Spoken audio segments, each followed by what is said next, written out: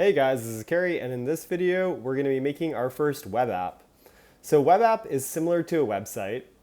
This is an example of our first web app, except instead of including just like things on the web page and styles, kind of like our About Me, web apps are going to have some functionality. So in this case, when we click these buttons, this robot version of me is going to say things that I say too often. So when I click hey, oh my god, it changes the text on the page.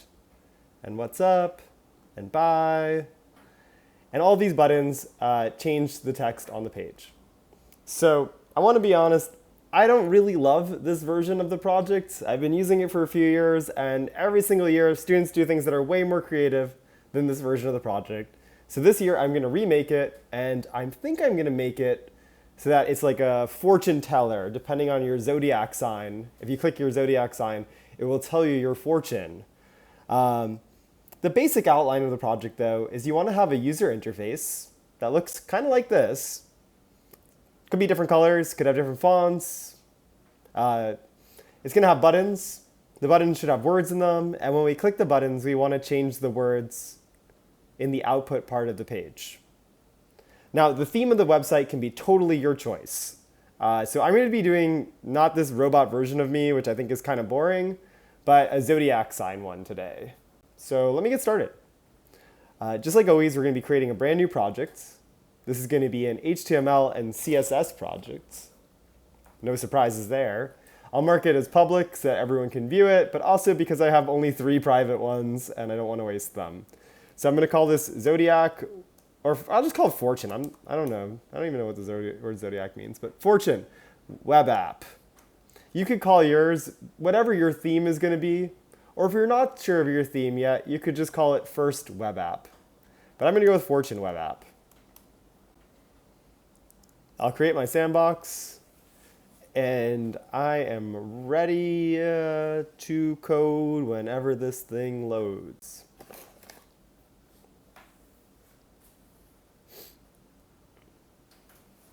Okay. So in this video, we're just going to be doing the setup. We're going to be building the HTML and CSS for this web page. So whenever I start coding, usually I get pretty far into the HTML before I start looking at the CSS. And then I sometimes end up going back and forth between the CSS and HTML. So to model that, I'm going to get started. Now, your entire website, all the stuff that you put on your website should be going in the HTML file between the 2 body tags. So I have this H1 that they give me to start with. I don't want that because that's what's making this. So I'm going to delete that. Bye. Next up, if I think about how I'm going to build this site, I want to have this little box that encapsulates my web app. And that should remind you of the last lesson that we did with the About Me project. So the tag for a little box is called a div, and I'm going to press tab. Now, this little box has no styles, so if I refresh my page, you won't see anything on it. I'm going to start to add stuff inside of that little box. So inside of the div box, I've got this header, a paragraph, looks like another paragraph that's maybe styled a little differently, and 3 buttons. Let me add that stuff. So H1. Fortune teller app. So creative of me. Next up, we'll have a paragraph. That's the directions. Let's see. Yeah. So instead of this is a robot version of me, this one will say, click your star sign below to find your fortune. All right. So that should load up here. Pretty cool. Next up, I'm going to make another paragraph, and this is interesting, actually. For most people, you saw that when you style 2 different paragraphs, they get styled the same way. In this video, I'm going to be showing you how to style paragraphs in different ways. So let me just make this paragraph first, and I'm just going to write, your output will appear here. Maybe output's a little too technical. Maybe I'll write your fortune will appear here. And even though that paragraph looks a little bit strange in the black and white version of the site, when we color code it so that it looks like this, I think we'll be pretty happy with it. I'm going to add some buttons, and I know there's like a billion star signs, and I don't know all of them, so I'm just going to go with like Virgo, that's one. Oops, I'll type button, tab, autocomplete. Okay, Aries, button, autocomplete. I'll do Leo. All right, so my app, I think, has a bunch of content on it. You're not limited to 3 buttons. It would be great if I knew all the star signs and put buttons for all of them so everyone could have their fortune. But this video, right, limited time. I don't want to put all of them, and I don't know all of them. So let's see. I'm going to load this up to full screen so I can take a look at how things are looking. I think I've got all of the HTML I need for this app. So now it's time for me to start styling. So I'm going to switch gears now. I'm going to go from my HTML file to my CSS file. I do not like any of the styles that they give me, so I'm just going to highlight everything and delete it. And we're going to style this thing from scratch.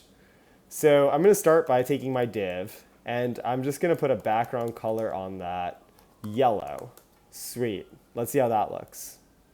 So I'll refresh it here. Okay, now I can see that box. So my box has a yellow background, and I can see that all of my other HTML content is inside of that box because it's in between the starting and ending tags, or opening and closing tags. All right, this is looking a little bit rough. So what I'm going to do is I'm just going to pop this tab open over here. And having it full screen side by side should help me to see how it's looking as I code it. I'm going to get rid of the little preview because I don't think I need that anymore because I've got the full screen preview open over here. I can show you how to get that back if you accidentally close it during class time. All right, so here we go. I want a little box like this. My box is taking up the whole screen, so I'm going to set the width of that box to 600 pixels. PX, not PXL. Let's see how that looks. Okay, cool. Now I'm going to put that in the center of my screen. And the way I'm going to put that box in the center of my screen is I'm going to say to set the space outside of it, which is called the margin, automatically. Cool. Did that. I also noticed that it's kind of right up against the top right here, so I'm thinking I'll move it down a little bit. It automatically set the space on the sides so that those are equal. I can set the specific space on top by saying, take the margin, and let's see the autocomplete here, top, and I'll put like 200 pixels. And that size should bump it down a little bit. Okay, now it's in the middle of the screen. I'm feeling better about it already. So margin is the space outside of the box. I want to add some space inside of this yellow box so that my content isn't right up against the edge. Space inside of the box is called padding. I'm going to add 15 pixels of space in between the stuff in the box and the edge of the box. All right, that looks decent. Maybe more padding. I'll put 30 pixels. Let's see how that looks. Cool, I like that better. Next up, I'm going to center the content. Yeah, I don't like the way that looks at all. So text align, center. Let's see how that looks. Okay, cool. Coming together a little bit better. Okay, to make this really pop out from the background here, I think I can start to style the background. So all of the HTML we have for our page is inside of this div box that's yellow. That div box is inside of the body. So if I want to style the background, I should style the body. So I'm going to create a body group. That group's going to be, let's see, I'll do just a background on that. I'm going to do linear gradients. I don't know whether I like 90 degrees or 180 degrees, so I'm just going to put 90. Let's see, I can never remember if I'm supposed to put commas here, so let me try that out. That didn't work. So it looks like I have to put commas after these. So let me, 90 degrees, red, comma, blue. Sick, that looks amazing. Okay, so we've got this amazing color combination, red, blue, and yellow. They definitely go together. And the site's looking awesome. Let's see what else we can do stylistically. I'm gonna round out these borders on the div. So I'll throw a border radius inside of the div group, and I'll put like 10 pixels there. Okay, that looks better. One advanced style that I didn't get to talk to many groups about is called the box shadow. So let me see. I'm gonna do like 1 pixel, 2 pixels, 3 pixels. I don't really know what those mean. And then I have to put a color. I'll put green. I'll refresh it. Okay, I can see that that's a very small box shadow. And I was kind of being facetious about not knowing what these mean. What we can do is we can mess around with these numbers and we can increase them or decrease them to see if it changes how it looks. Okay, so it looks like changing this number here made that green, like, little hover effect, not hover effect, I don't know what to call it, that green box shadow, a little bit larger. And even though it doesn't really look green, I think that's the green blending into the background. Let me try changing that to a red color and see what red looks like. Okay, that kind of really pops out. I don't know if this is the best style, but it is a style. And I'm pretty happy with how it came out. Fonts, not looking great on my web page. So I'm going to go to Google Fonts. And I'm going to try to find a simpler font, because I don't really like how that font looks.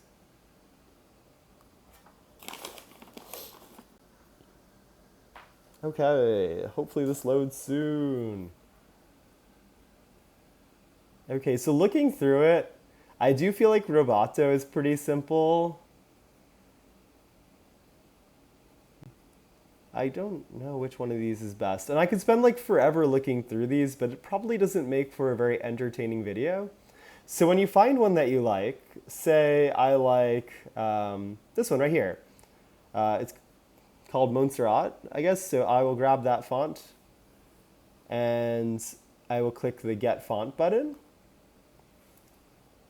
And then it's going to give me the code that I need to change my font to this. So I'll get the embed code. I'm going to click, all of this has to go in the top of my HTML. So I'll copy this code.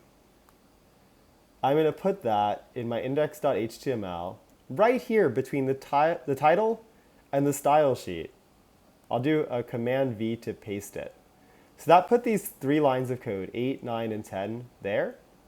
And the reason why I put these there is I want to load my font before I connect to my styles page. Now that I've loaded that font onto my web page has access to this font. I still need to tell my web page to use it. So what I'm going to do is I'm going to go in here, and there's a lot of stuff here, but it looks like by setting the font family to this font, it will change the font. So I'm going to add that to my div. And the order of the style properties don't really matter. Let's see, I'm going to refresh it. Wow, that font is so much better. Okay, I'm loving this. I think next up I could style the buttons and that paragraph, and I'd be done with the styling completely for today. So let me go into the buttons. So for the buttons, I'm going to create a button group. I don't like that all my buttons are different sizes, so I'm going to make the width of my buttons something like 150 pixels. Let's see how that looks. Okay, that's way too big. So maybe 100 pixels. Cool, that's nice. I'll add some padding to it, 10 pixels. Cool, I like that. Then I'm going to, okay, I think I want to delete the background there by making it a different color. I'm thinking orange probably goes really well with my red and yellow and blue color scheme. So let me make the background orange. And I'll make the color of the text purple. Let's see how that looks. Okay, that's not great, but we're going to stick with it because you guys can just mess around and make it actually look better. I'm going to delete the border from the button. So I'm going to do border 0 pixels. That should get rid of that ugly border. Okay, so these seem like buttons to me. I'm pretty happy with it, but I can't really tell that I'm supposed to click these. So to make them seem more like buttons, I'm going to take the button, and just like in our About Me project, I'm going to add a hover effect over it by saying button ... hover. And I'm thinking that to make it have a nice hover effect, what I could do is I could make the background color a different shade of orange. No, I don't want to make it a different shade of orange. I'm going to switch. No, that's too complicated. When I hover over it, I'm going to make the background color green. Yes, that's a great color for it to be. Okay, cool. Now I can tell that I'm supposed to somehow interact with these, so that feels good. I'm also going to add a transformation from geometry class. I'm going to scale these by a factor of 1.1. Let's see what that transformation does. It makes them a little bit bigger, which I feel like makes it more like I should be clicking them. I also see this changing like very dramatically. So just like in the hover video from the About Me page, I'm going to add a transition time to the regular button of 1 second. Let's see if that's too slow. Okay, that's a little bit slow. So I want to do 0.5. Refresh. Okay, that's a little bit faster. And then lastly, I think that it would make it really clear that I'm supposed to click these if I change the pointer to be, or sorry, the cursor, which is the mouse icon, to be the pointer finger. Let's see how that looks. Okay, I can really tell I'm supposed to click these. I could add a whole bunch of more stuff onto it. Let's see, one more thing. I'm gonna add a border onto it. That's 2 pixels, solid purple. Let's go with that. So let's see. When I have the regular button, it has no border, and then when I hover over it, it gets the border. All right, I'm okay with that. It looks weird, but you'll make it look better than I did.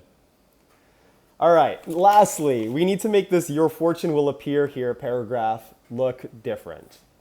So one of the problems we run into with CSS is if I create a paragraph group like this, and I say color blue, it's going to apply a font color of blue to both of my paragraphs. And I definitely don't want to do that. I want this paragraph here to be specially styled. So I showed some people this during the About Me project, but I'll show everybody now. I'm going to give this second paragraph in the HTML page a name. So I can say, that specific paragraph with that name needs to be styled specially. I go into the opening tag for the paragraph. Before the greater than sign, I type ID equals. So I'm giving it an identifier, an ID, a name. And I'm going to call it output area. And I have to use only one word here. Even though these are 2 words, I smushed them together and deleted the space. So now here I'm going to go to my styles.css, and I'm going to say not all of my paragraphs should have a color of blue. I only want to take the one with the hashtag, stands for name or ID, the ID of output area. And I want to see if that one only will be blue. Okay, cool. So now it turned my output area into a blue text, and it left my other paragraph alone because that other paragraph did not have the same name. I didn't really want this one to be blue. I think I'm going to keep it the same color scheme. Green, yellow maybe. That's a kind of cool color. And then background black. Let's see how that looks. Okay, that looks more like an output area. Let me add some padding on that to give it some space inside of the little box. Okay, I think my app is looking pretty complete. So I know as I went through the video, I put a bunch of random colors and random numbers. And the reason why I do that is I want you guys to experiment with these numbers, experiment with these colors. I think you've got a wide range of styles to mess around with here to make this app look how you want your fortune teller or whatever you chose for your topic app to look like. In the future, we're going to add functionality so when we click these buttons, it actually changes the text here. And I'll just remind you what that looks like. In my old version of the project, when we click the buttons, it actually changes the text inside. And that's going to be a future lesson where we use some JavaScript. Bye guys. See you in class.